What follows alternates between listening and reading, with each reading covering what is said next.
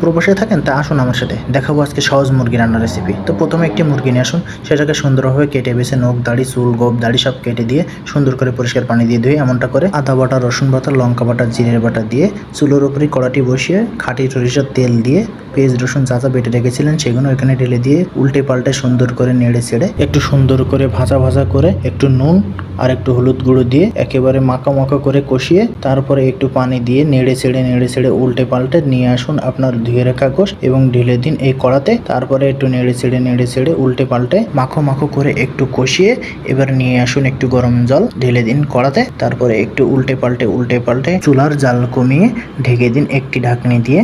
তারপরে ঢাকনি উঠিয়ে সুন্দর করে নেড়ে ছেড়ে উল্টিয়ে পাল্টিয়ে কষিয়ে ঢেলে দিন একটু গরম জল। এভাবেই ঝোল কমিয়ে রান্না করুন চুলোটি বন্ধ করে, দিয়ে দিন জিরের গুঁড়ো এবং পরিবেশন করুন এক প্লেট ভাতের সাথে। খেয়ে দেখুন মুখে লেগে থাকবে।